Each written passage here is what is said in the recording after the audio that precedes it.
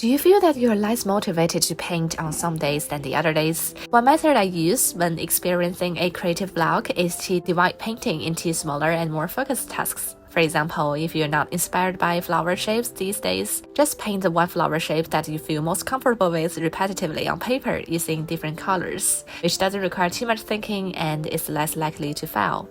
The colors I'm using today are bright red, purple, blue, and yellow, and I chose burnt sienna and a little black to desaturate these bold colors, making the whole tone slightly muted and harmonious.